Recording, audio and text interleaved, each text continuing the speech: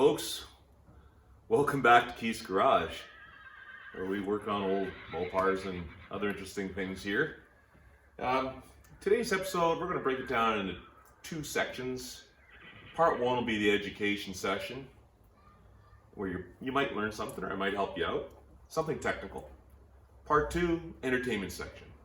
How does that sound? That way, if you just came here for the technical information, you can just leave when that's over. If you came here to be entertained, you can fast forward maybe to the later version of this video. So we'll start with headlight switch. These are old mechanical switches. You don't need to necessarily replace a switch just because it starts to act up. You can take them apart, clean them up. They start to corrode. Pieces start to get rusty with humidity and dirt and dust gets in there, and the contacts aren't so great. And you'll start to notice things aren't right. You know, I gotta wiggle my headlight switch just a little bit to get my corner marker lights to come on. I've got little bulbs inside my headlight lenses there, little marker lights. I like running those in the evening. It's a neat effect. I gotta really play with the switch to get them to come on. Recently I noticed it was dark out and I had my headlights on, and my running lights for my tail lights were not on. That's bad. You don't see them, you don't know. So there's some dirt and corrosion in my switch. I'm going to show you how to take it out. I'm going to show you how to fix it and put it back together. There's no reason to run out and buy an NOS switch, I don't think. Let's have a look inside and see what we find.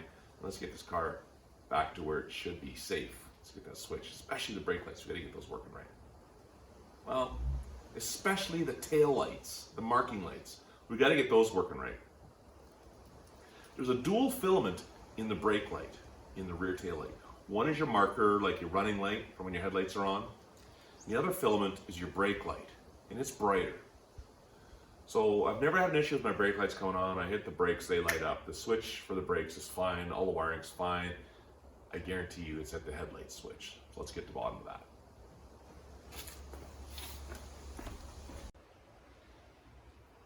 This is a typical dual filament brake light and running light bulb for your rear of your car. If you look in there, there are two filaments. See them stacked there? One's lower and the other one's taller. One is brighter than the other. And when you turn your headlights on, power runs up through one of these little filament connections right here. And it's some kind of resistance in there, and it gets bright when electricity runs through that section, and it comes down and grounds through the frame here, this socket, and there's a grounding tip. When you step on your brakes, the electrical current goes through the other connection and goes to the other filament, and as mentioned, the brake light is brighter, your daytime running light is lower. The brake light might be, 5 watts, and the running light might be 2 watts. So there's a typical dual filament bulb. Just for fun, let's also look at a headlight bulb. You've got high and low beam. If you look in there, you're going to see in the middle dual filaments. See the little strands of wire in there? High and low beam. When you flick your high beam switch, you're just directing the current to the low side or the bright side. What I have here is a spare headlight switch. You're pulling it on. This is a special little threaded ferrule nut on there. You see the two little cuts in it? If you don't have a special tool to get that off, to remove your headlight switch, I'm recommending you do not use vice grips. You get creative and make a little tool so you can get this off without scratching it all up and wrecking the chrome. We're going to have to make one because I do not have the special tool, but I know what to do. I got an idea. I'll show you how to do it. All your wires hook up here, and when you pull the switch, you're sending electricity from this wire. Maybe it could be the main one in. It goes out to that one for your headlights, out to this one for your tail lamps, something like that, right? So we're going to pull the one out of my 38 Plymouth here. Have a look inside. This one is a spare. I'm going to show you how to rebuild it. This little thing on the end is actually a light bulb. There's one in there. When you click on your high beams, the light shines through the hole in this little tiny shaft here.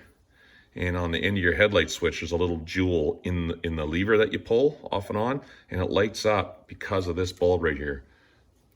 It's pretty neat. It travels through this hollow shaft here.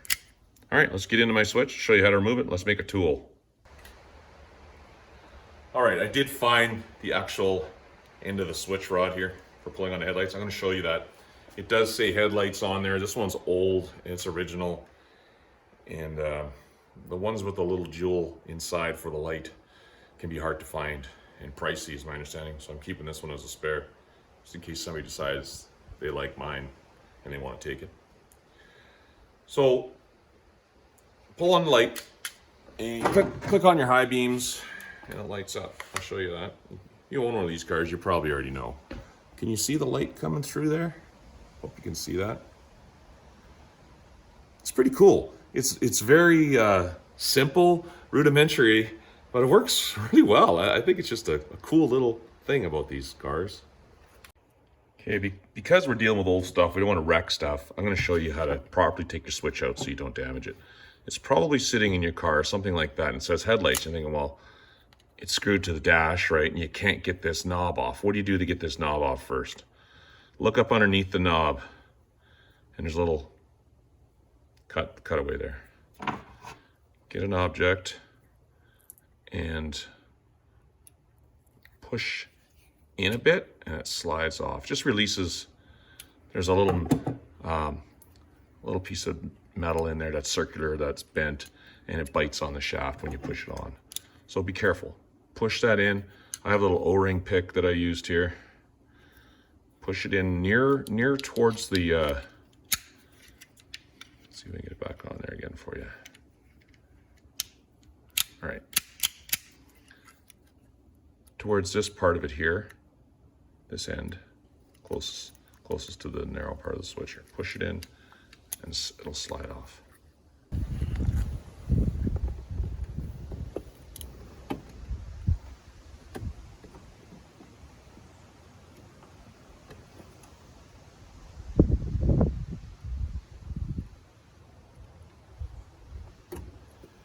Here we go. No issues. Now we've revealed the shaft here. All right, so the next tricky little piece threads to the switch. And if you're lucky, it won't be corroded and it'll be easy to take off. You just be able to twist it with your hand. Chances are, if you haven't had this apart before, it's going to be very rusty, maybe, or stuck on there. And go and get yourself a 6 mil deep socket.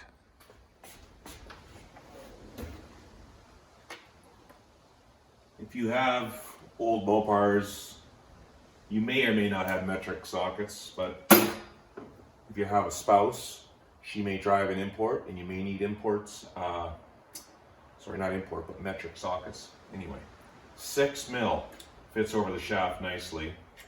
We're just going to grind away some of the metal of this socket so it'll fit in the little tiny spaces in that ferrule so we can screw it off.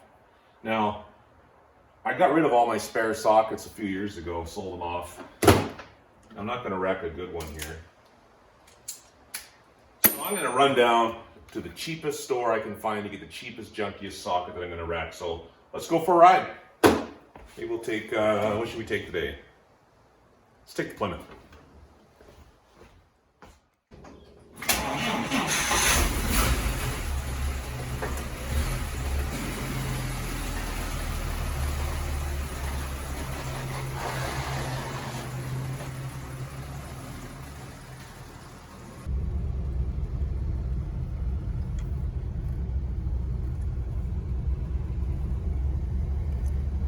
Well, unfortunately, I do not have a single 1/4 inch drive 6 mil socket. They got 1/4 inch by 1/4. That's not the size I want. Cheapest option is right here, and that's about $12 American. So buy it.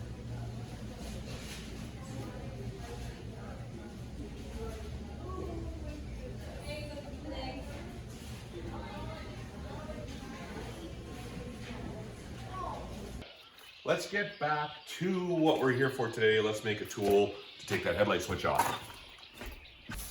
Yeah, I do not have a stand for my grinder. I'm out of room. I can't justify it. I just don't use it enough.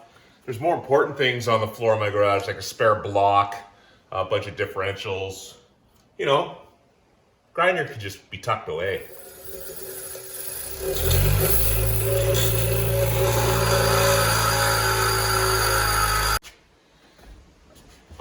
They say you should know your audience. And if I know my YouTube subscribers, most of us are not machinists.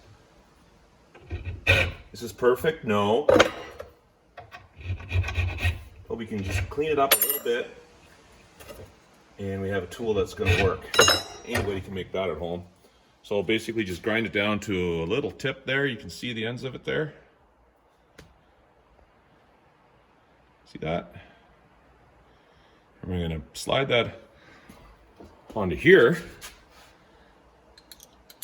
because it's a 1/4 inch drive. And now we have a tool to remove safely the headlight bezel. Let's go see.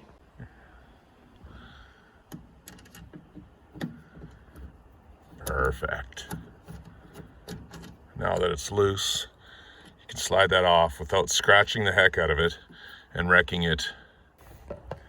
Now, we really should disconnect the battery. We're going to do that, but you can see how this is now threaded into the dash bezel there, into the board. And I'll be able to pull that open. This is live here, so I'm going to disconnect the battery. Just make sure we don't ground anything out when we're pulling that out of there. All right, little washer here, we're taking that off. And then we're sliding it out the back. Now we're just going to make note of all the wires and make note of how they're all hooked up there. So we put them back the exact same way. All right, now we're going to remove each wire from the switch. I just took a picture with my phone. I didn't actually make a drawing. Some of these wires are... let's see what's going on here is... I've got full amps right from my generator through my ammeter going out to my headlights here. And this switch gets hot, I've felt it. And my phenolic board here is crusty. It's actually breaking up. This wire gets really hot. It's black on the end here. So I think there's a good chance I will not be able to rebuild this switch. There's my light at the back. And this one here, oh yeah, just come right out of the board there. See that? So that switch is toast. I have a spare. I can see what's going on now. That would be my main headlight switch there, and it gets the hottest because it's got the highest amp draw through it. 6 volts at whatever it is, 30 watts, 35 watts. Whatever amperage that is going through there. It's too much. The switch is baked. Let's see if we can take it apart and have a look in there. See here that the previous owner actually bought a wiring harness. It's all cloth covered wire and the wires are labeled, the tags. Rhode Island wiring I think makes these, but the end is soldered on, which is great, but you can see that that switch got hot enough that it melted the solder. Look at the solder coming out of the end of that. That didn't look like that when it went together. So there's very high amps. This wire is stiff too. It's been cooked. I'm maybe gonna cut it off up here further and splice in a softer piece maybe. We'll see. These other wires are still okay because, you know, they likely go to the running lights, you know, just low amperage, and to the brake running lights. You know, this one would definitely be the headlights. It is cooking. Okay, we're having fun. We're learning here now. This is a switch that I pulled out, and this is a phenolic board here. And you can see it got so hot that this piece literally came right out. It sat in there, something like that. down in there. And when I went to pull the wire, it's crusty, burnt, and crusty like a well done piece of bread. Interesting though, we do see something else going on here. This solder here, somebody did a patch job, so there was probably a short somewhere in the system before. And this little strip here, this is the switch spare I have. This brass strip here connects this connection to that connection. And it was melted through. And somebody decided they did not want to buy a new switch. So they soldered it together. They should have bought a new switch, honestly, because this switch is original, I think. It sure looks it. And it's done. And I assume they would have replaced and repaired whatever happened here in the circuit that caused this to get so hot that it melted the brass here and broke the connection. You'd think the fuse would have blown. You know, but never assume somebody has the right fuse at the ammeter. Maybe they had like a 30 amp fuse in there, and it's just gonna go until something catches on fire probably. So this burnt out, and they tried to fix it. I'll show you what I do. See all these little tabs here? 1, 2, 3, 4 on each side. Just get a screwdriver and you pry those up, and you can take the switch apart. Let's do that.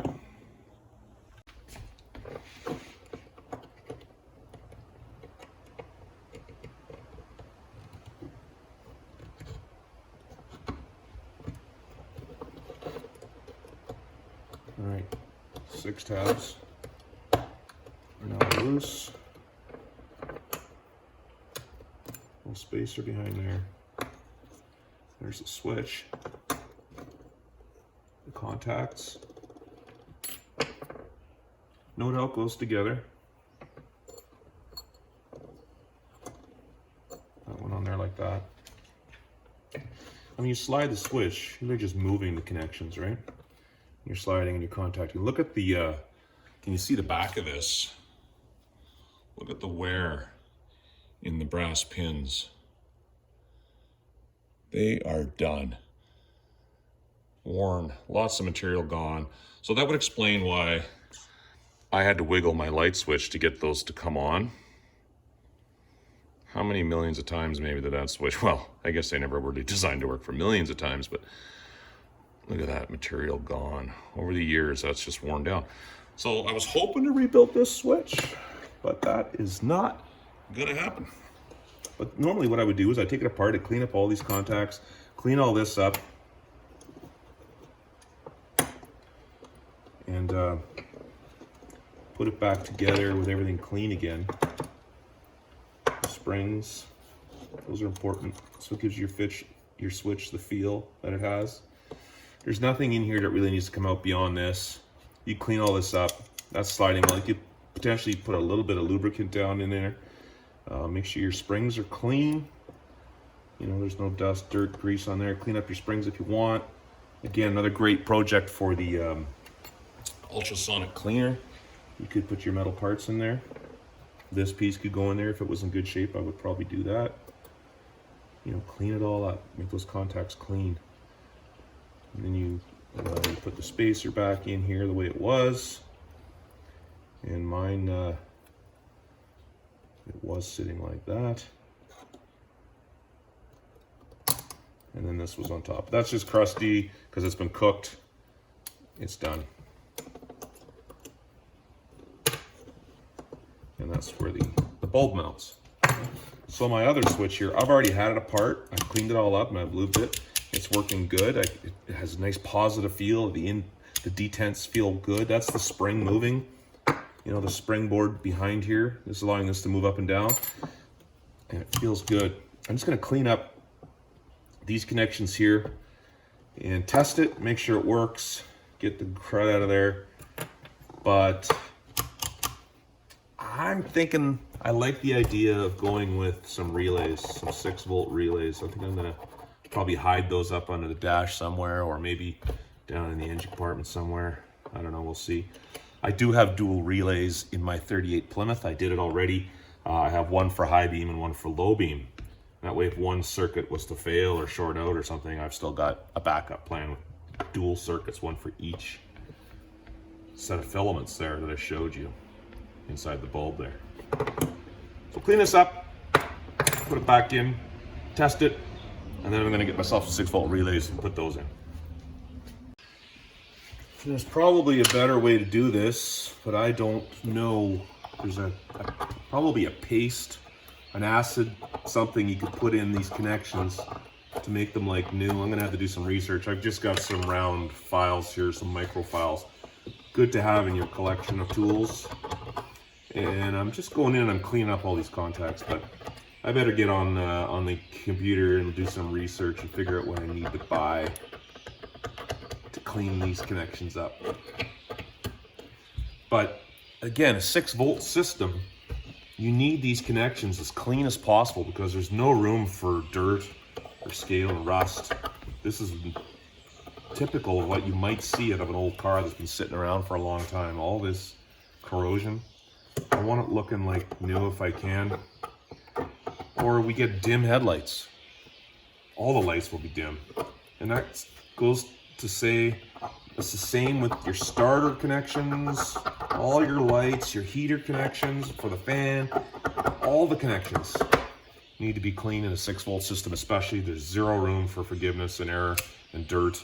The ground's got to be good. All your connections tight and clean. I did a little bit of work with the wire brush as well as the filing on everything. Looking pretty good. When I bought my 38 Chrysler Royal, the previous owner, he gave me lots of spare parts. And this was one of those parts. And he told me when he restored the 38 Chrysler Royal, he found a 38 Royal. It was a 4-door sedan. It was sitting in a field somewhere. And he took some parts that he needed off that sedan to restore the Chrysler that I bought. And I bet you this switch came with that car. It's looking pretty good right now. Take some compressed air to it, get the dust out of it. Oh, that's a way better switch than I started with. Looking pretty good. Feeling good too. There's something wrong with this switch though, because if I take a piece of wire, I cannot get it all the way through the switch hole for my high beam light to come on. On an old switch, it does go through. I can get the wire to come right through the end. This one, it's not happening. So we're going to take the end off here and try and clean it out. I can't push it through. There's an obstruction in there.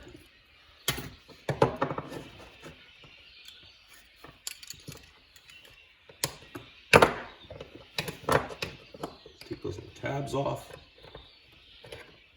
Get them open up.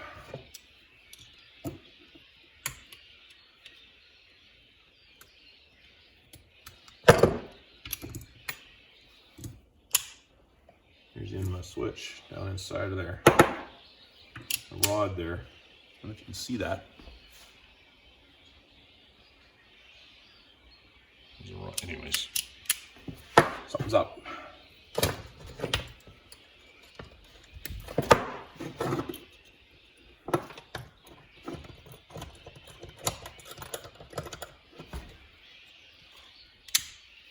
Will not go through.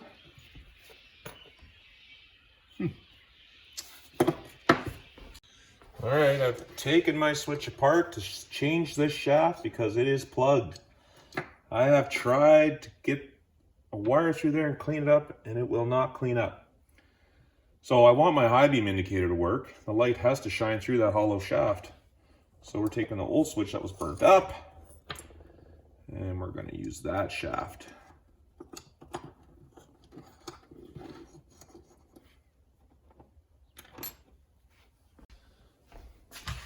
All right, we got the new slider in. Let's check it.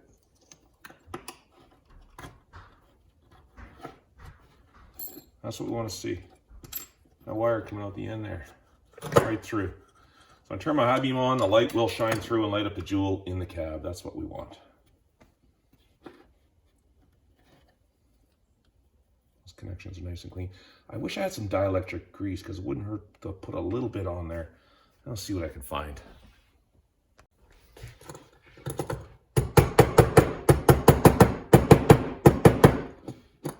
Just pushing the lock tabs back in place. Unfortunately, I do not have any dielectric grease. I wish I did.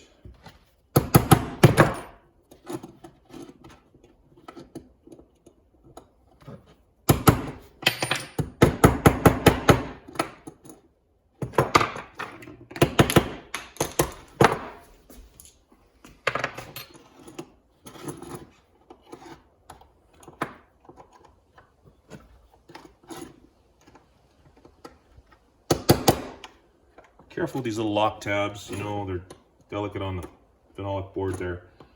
You don't want to do any damage. They all look like they're in place now. Everything's looking good.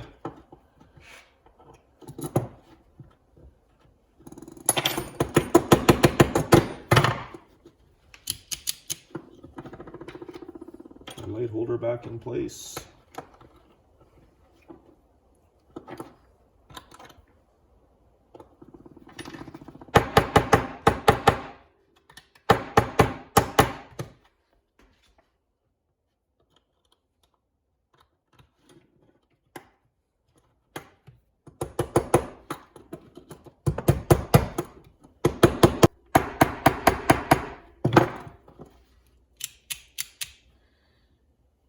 She's gonna work. I think we're ready to test it. We can leave it hanging and test it. Hook the battery back up. Have a fire extinguisher ready.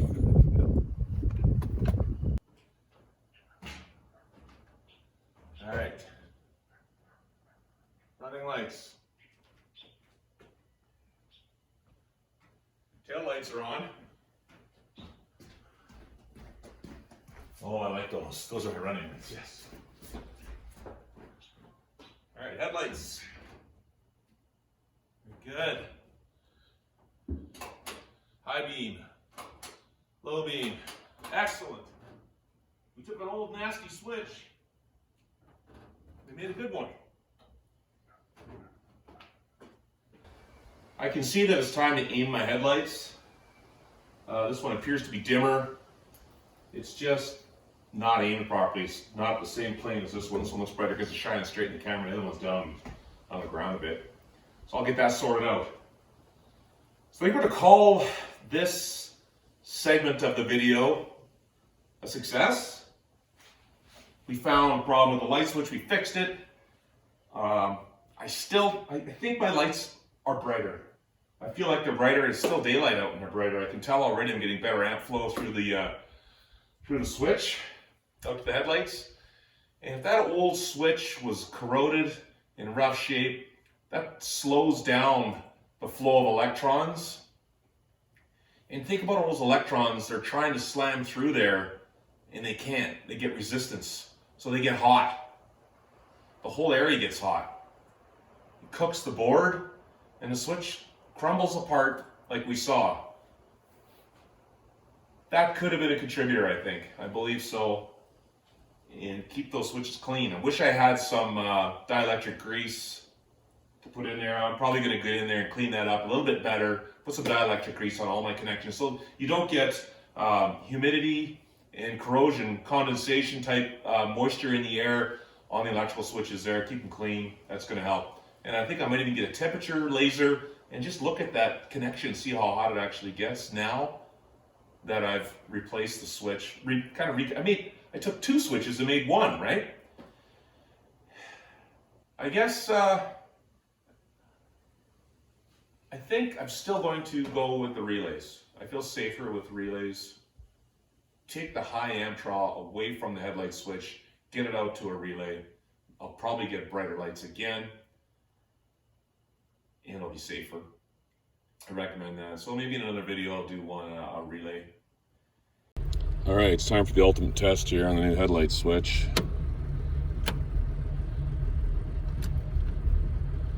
My low beams for my my dimmer and my dash, bright, low. Oh, that feels so much better. I had to jiggle with that to make it work before. That's my headlight switch. Oh, it's just got a really nice feel now. And high low beam indicator should come on. There it is. Everything's working like it should. Oh man, that's great. That's so nice.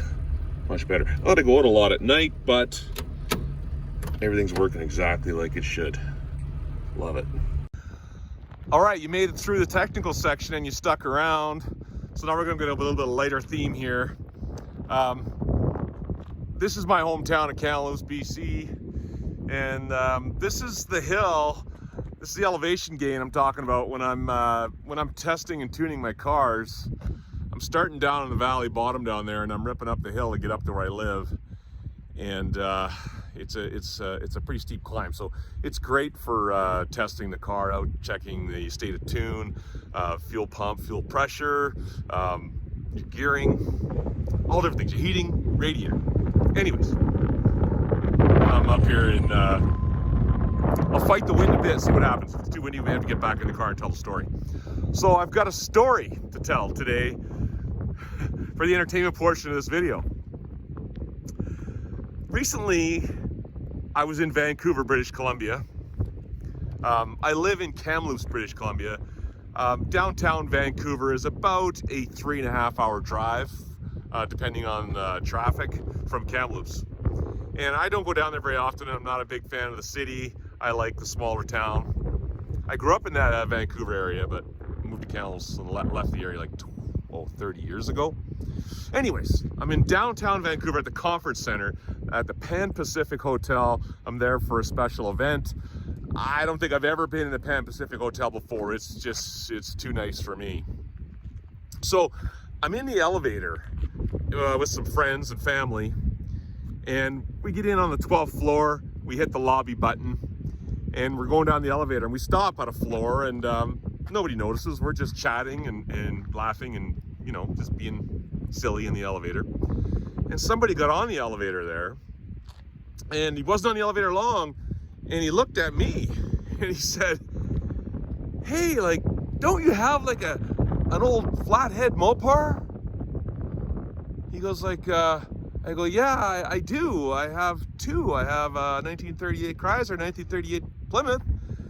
And he says, yeah, you have a YouTube video, right? I have a YouTube channel, Keith's Garage. I was blown away. I go, "Yeah, that's me, man. I'm Keith. This is my channel." And he says, "Oh, man, I'm a subscriber and I'm a longtime viewer and I love your channel." The guy was blowing my mind, literally. I said, "Where are you from? What are you doing in Vancouver?" He says, "I live in Philadelphia," I think it was, or Pennsylvania. He says, "I live in Pennsylvania," I think it was, he said. And he goes, "I'm in Vancouver on a conference." And he goes, "I watch your channel all the time, and I love what you do, and you're helping me rebuild my flathead engine out of my old flathead Mopar." And he really appreciated the videos. And I said, "Dude, you're blowing my mind." And you know what he said? And he said, "No," he says, "you're blowing my mind because I can't believe I met a celebrity here. I'm meeting a celebrity." You know what? I'm about as humble as the rest of you folks out there. I am not a celebrity.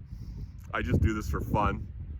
And I love making videos, and I'm just a hack, you know. He says to me, he says, "Are you a videographer? Do you like making videos?" No, I don't. I just hang out and have fun, and I love you guys. I love you watching. I love making videos. I love helping people. I love my old Mopars, and that was the first for me, getting recognized in public and somebody telling me I was a celebrity. Anyways, it took me a long time to get over that. So that's today's episode of Keith's Garage. Thank you for sticking around. If you like what you see, please hit subscribe. As we go through our old cars here, we'll just keep making videos and having fun. And you never know, I might see you in my travels someday. But if you're ever in Kamloops, send me a message and we'll hook up and we'll have a beer. Have a good one.